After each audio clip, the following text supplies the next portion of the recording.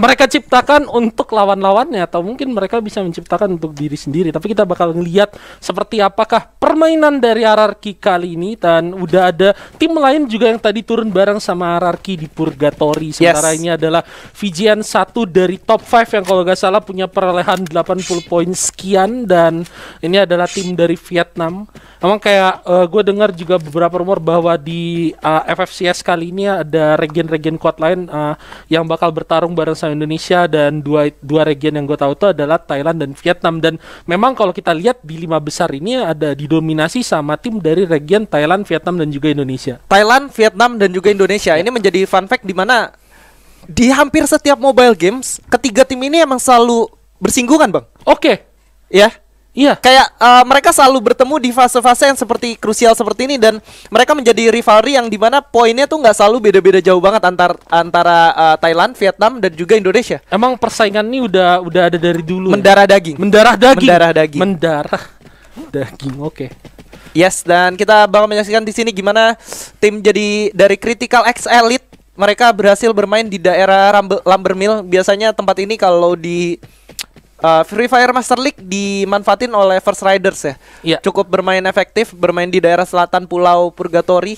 Dan oke, kita menyaksikan di sini lagi di mana tim LGDS akan berpapasan dengan RRQ yang udah siap untuk melahap lawannya karena ini adalah rumah mereka. Ini adalah arena pertempuran yang hampir sama ya, ketika RRQ turun habis itu mereka melakukan pergerakan ke arah bawah, dan di sini mereka bakal ketemu tim lagi. Dan penyebaran dari tim LGDS ini mungkin cukup berbahaya. Kalau misalnya satu keculik mungkin bakal diras dengan cepat oleh tim RRQ ya. Yes, dan LGDS ITA di sini gua rasa udah memberikan info ke teman-temannya bahwa di rumah pink itu ada orang, karena lu lihat ternyata setup yang dimiliki sama tim-tim lain itu selalu sama ya. Mereka sendiri kayak, nah lu lihat tuh bener-bener membuat satu garis pertahanan aja gitu. Iya, sementara para pemain RRQ mereka lebih milih untuk fokus ke rumah kecil, dan mereka bakal mundur sepertinya. Dan udah ada tembakan, dan bakal ada tembakan balasan seharusnya dari tim RRQ ke arah LGDS, tapi belum ada. Oke, O'Connor di situ udah terknockdown. Yes, udah bagus banget tadi.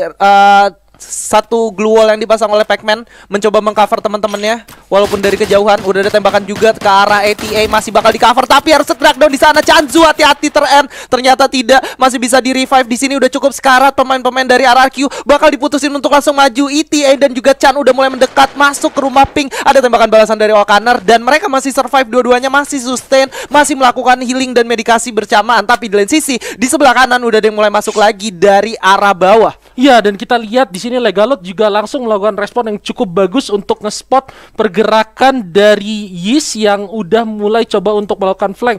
Cukup terpisah jauh dari teman-temannya. Yis kalau menurut gue, kalau misalnya dia pengen maju, dia harus jaga posisi dengan baik, karena sepertinya tim RRQ udah cukup siap dengan kehadiran mereka. Tapi kalau kita lihat dari sisi yang lain, teman-teman dari Yis juga pemain LGS yang lain juga bergerak lumayan bersamaan, dan sepertinya karena mereka gak nemuin cara untuk bisa ngehajar RRQ yang udah bisa kembali pulih, para pemain LGDS memutuskan oke, kita bakal mundur terlebih dahulu. Kalau misalkan kita coba untuk kontes terlalu cepat dan kita rata, ini bakal cukup merugikan, dan akhirnya keputusan mereka sendiri lumayan menguntungkan bagi RRQ, tapi mungkin gak akan berlangsung terlalu cepat karena bisa jadi LGDS mundur untuk ngambil resource. Setelah mereka merasa punya resource yang cukup, mereka bisa ngejar RRQ lagi. Sementara RRQ juga udah ada tim lain yang ada di dekat mereka. Oke, udah ada satu tim yang mendekat ke arah RRQ sendiri. Mereka ada di daerah apa itu disebutnya? Biasanya dibilangnya parkiran bawah. Dan udah ada 4 orang, dan satu orangnya itu udah menggunakan mobil berwarna kuning tadi, atau mobil yang biasa disebut Lambo ya. Oke, kita lihat di sini XP Hoisang udah mendapatkan satu posisi yang aman, dan lu bisa ngeliat betapa adaptifnya game yang dimiliki oleh RRQ. Ketika mereka tahu mereka nggak bisa bermain dengan tempo yang cukup tinggi, mereka bakal sabar-sabar dulu aja. Tapi kita bakal beralih sedikit di sini, di mana Exen udah mulai terknockdown begitu aja. Talha bakal coba melakukan covering kepada teman-teman yang ada di belakang. Dan sementara itu satu orang bakal ditahan, disandra aja nih bang. Iya, dan kita lihat di sini adalah tim TG ya, dan berhadapan dengan auto knockout yang posisinya perlahan tapi pasti mulai terus naik di setiap rondenya. Dan kalau kita perhatian di sini, Exure bakal sulit banget untuk mundur ke belakang karena fokus dari para main TG bakal gampang banget untuk nge-spray dia kalau misalkan dia lari, dan teman-temannya sendiri lagi cari cara mungkin untuk bisa nge-backup posisi dari Shure. Sementara di tempat lain kita lihat tim dari Vietnam yang ada di 3 besar kalau gak salah udah berhadapan dengan XTZ dengan posisi yang seperti ini. Kalau misalkan tim dari Vietnam ini rata bakal merugikan banget buat mereka. Bakal merugikan karena di satu sisi Indo sendiri yang bakal diuntungkan, tapi kita lihat di sini 2 orang udah melakukan pop-out global ke depan, udah langsung ditembak, ada critical damage yang diberikan oleh Bingsu di sana dan langsung ditembakin begitu aja. Sementara Illuminati bakal menahan pergerakannya, 1 orang udah terkena down dari seorang Bingsu, langsung dipulangkan ke lobby. Darklop di sini terkena kepala, langsung terkena down begitu aja. Sementara Meiko bakal coba untuk menyelamatkan poinnya, mundur, ditembakin dari 2 arah yang berbeda. Sementara Crazy disisakan sendirian melawan 3 orang yang itu XTZ, Indro, Barkaboy, Mr. J dan juga Illuminati. Sementara Crazy bakal ditembakin lagi, menyisakan 1 gluolnya untuk bertahan dan gak cukup kuat. Barkaboy berhasil mendapatkan 1 poin eliminasi tambahan dan juga V-Gaming menyisakan 1 orang Meiko aja.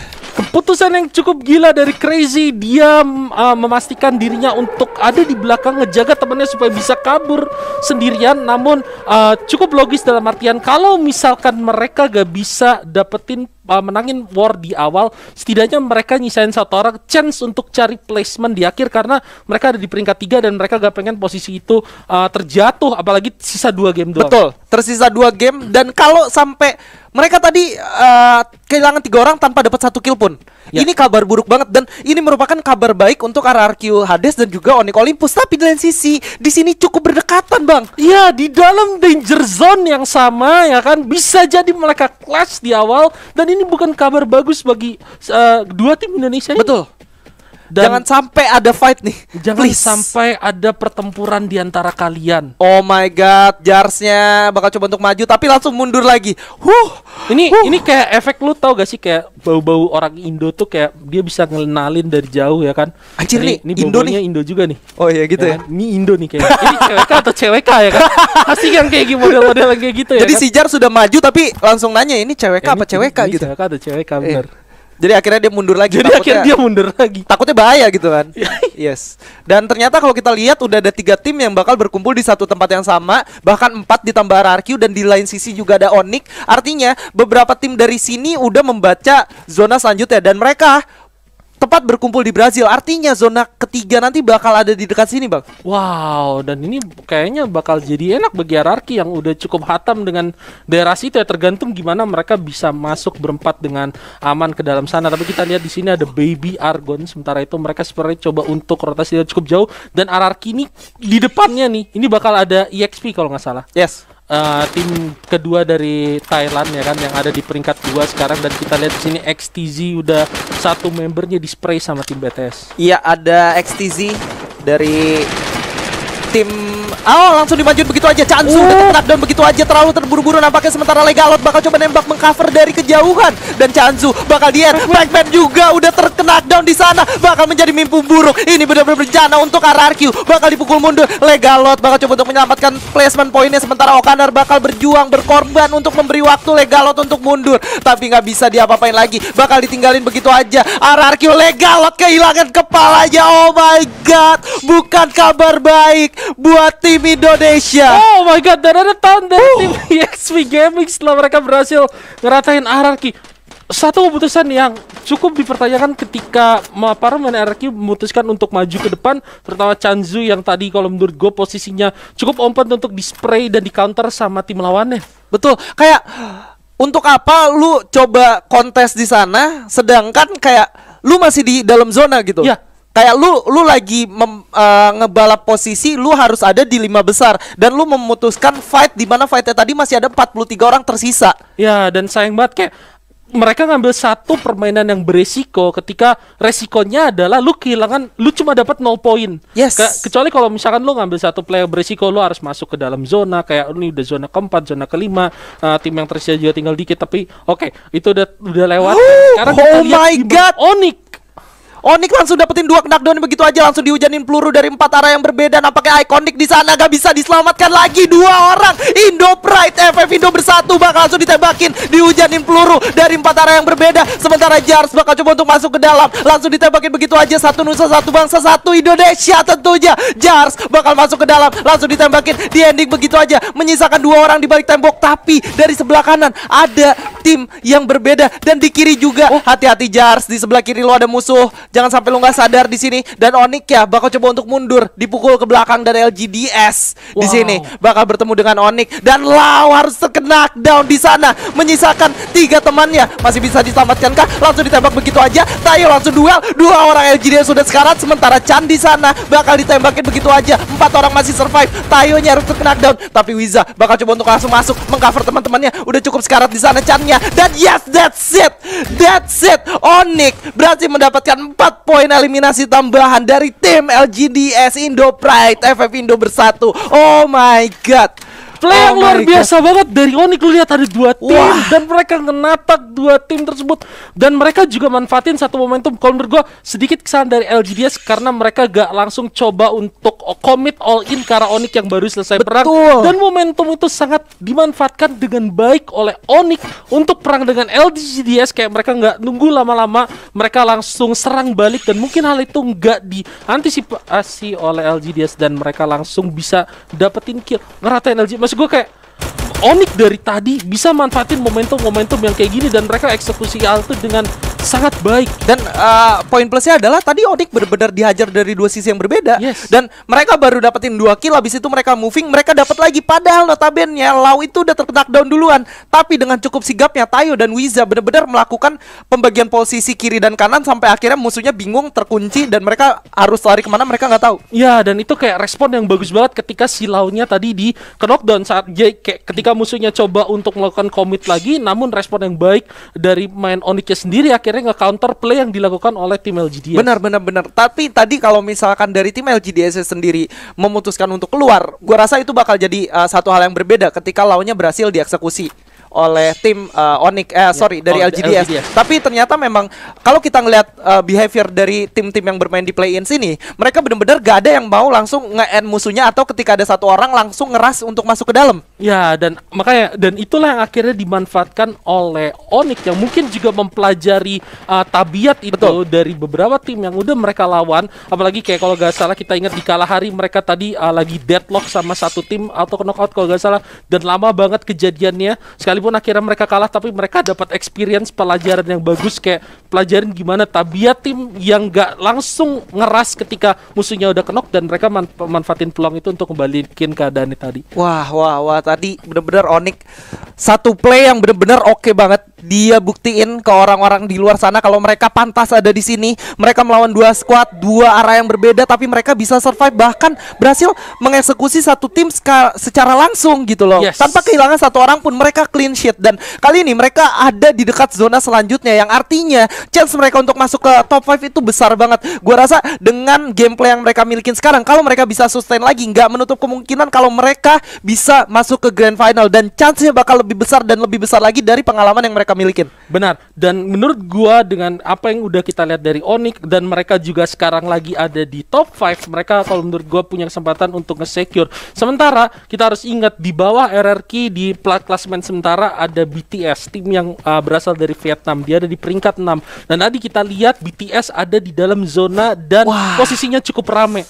Namun dia ada di dalam compound yang cukup enak, dan punya kemungkinan antara dia dirasa melawannya atau BTS baru lu bilang, dan satu orang udah terkena down oleh King of Gamers, Bang. Dan ini bisa jadi kesempatan untuk mempertahankan mungkin posisi RRQ tetap di 5 besar kalau misalkan BTS bisa diratain sama King of Gamers. Kita lihat di sini satu orang dari BTS sudah knock, mereka udah cukup kepisah ya kan. Di sini ada XTZ, di situ ada auto knockout juga. Tapi yang knock itu akhirnya bisa di revive dan dan mereka bakalan cukup aman sementara. Kalau lu lihat di situ Baby Argon sepertinya lagi kesulitan, mungkin udah tereliminasi. Iya, udah langsung tereliminasi di posisi ke-10 begitu aja. Sementara King of Gamers lagi-lagi permainan yang cukup baik dari tim Thailand kali ini. Mereka masuk di dalam zona lagi, pembacaan yang baik. Dan tapi kalau gue lihat dari segi movementnya, kalau Onyx mau masuk ke dalam zona, cuman ada satu tim yang bakal ngalangin mereka. Jadi artinya chance mereka gede banget buat masuk ke zona selanjutnya tanpa digangguin orang lain. Mereka bakal head to head dengan satu tim yang udah ada di dalam zona. Yes, dan kita lihat di sini gimana TG bakal langsung strike. Udah ada critical EX dari India ya kan, dan udah diratain juga yang ada di dalam, sementara terjadi perang di berbagai tempat. Dan ini ada Onyx dan dia ketemunya sama, yes, ini dia. Apakah Onyx bisa? Oh, tapi di lain sisi di sebelah kanan juga ada musuh. Jangan terlalu terburu-buru please. Kalian tahan dulu karena bakal ada yang masuk juga dari belakang dan ada yang terkena M79 dari kejauhan. BTS comeback. Sementara itu dari sebelah belakang juga udah ada yang masuk. Jar di sini bakal coba untuk mempertahankan daerah yang mereka miliki terlebih dahulu sebelum memutuskan untuk maju ke depan. Ya, kita lihat di sini para pemain Onyx juga bakal ketemu sama tim Critical, sementara di belakang mereka udah ada zona. Pilihannya antara mereka coba untuk ngehajar pemain yang ada di sini atau coba untuk maju ke depan. Maju ke depan sepertinya jadi pilihan yang diambil oleh pemain Onyx. Namun di depan ada BTS dan ini bakal jadi clutch play bagi Onyx versus BTS. Oke, dua orang udah terkena down dari Onyx, tapi nggak apa-apa, masih coba di revive. Tapi dari belakang ada musuh yang nembakin, langsung ditembakin balik oleh seorang Wiza. Udah ditembakin, tersisa satu orang. Wiza bakal coba untuk surviving di sini, ditembakin dari dua arah yang berbeda, cukup kesulitan. 6 tim tersisa dan Wiza bakal coba untuk melakukan gulung-gulung medkit terlebih dahulu. Oh my god, lone survivor Wiza, dia bakal coba manfaatin kesempatan ini untuk nunggu TG versus BTS dulu kayaknya, baru dia coba untuk masuk. Betul. Kalau misalkan dia bisa lebih sabar lagi, bahkan dia bisa coba ngikutin tim BTS yang mau masuk ke dalam zona. Yes, bener banget. Dan kita bisa lihat mungkin BTS sendiri coba untuk fokus arahin matanya ke dalam zona, sementara zona bakalan jalan sebentar lagi. Dan ini adalah momentum Wiza untuk sneaky coba masuk, lewatin gedung-gedung. Dan kita lihat di sini apakah dia bakal coba untuk mulai berjalan masuk. Dia udah mulai berjalan mengendap-endap, mencoba mencari celah masuk ke dalam, coba untuk lewatin beberapa orang. Dia ngelihat Sunny dan bakal diajar dulu sepertinya sama Wiza. Dan mungkin dengan ngajar Sunny posisinya jadi ketahuan. Apakah Wiza di sini bisa ngajar Sunny? Sepertinya posisi dari Wiza sendiri udah cukup sulit dan terdesak ada di belakang. Yes, tapi di situ dia masih bisa gulung medkit dan dia bisa masuk ke zona selanjutnya tanpa kelihatan. Sementara itu BTS juga masuk lagi, udah berhasil mendapatkan 8 poin eliminasinya dan bakal terus bertambah. Olympus di posisi ke-6 cukup puas di sana nampaknya, dan juga XTZ Esport di posisi ke-5. Sementara BTS sang pengganggu yang bakal merebut posisi RRQ tentunya masih bisa survive. 4 orang di sana masih bisa bertahan. King of Gamers juga masih ada di sana. Kevin, Getbu dan juga EXP. Ada tembakan dari kiri dan kanan membagi posisinya dari tim TG dan juga BTS, tapi 2 orang udah terkena down. 11 poin eliminasi udah dimilikin. BTS loyal. Beo bakal coba untuk menyelamatkan temannya, berputar sedikit lagi dan nutup celah untuk kabur satu-satunya atas tim XP Caramel. Dan yes, itu dia Sunny bakal coba untuk mundur dan Beo bakal coba untuk masuk ke dalam zona. Ada tim KOG yang masih nunggu di depan, langsung ditembakin dan oh my god, burst the sky. Sementara itu KOG lagi-lagi berhasil mendapatkan Buya dengan posisi poin eliminasi yang cukup banyak. Wow, lu lihat King of Gamers berhasil mendapatkan Buya kembali. Benar-benar permainan yang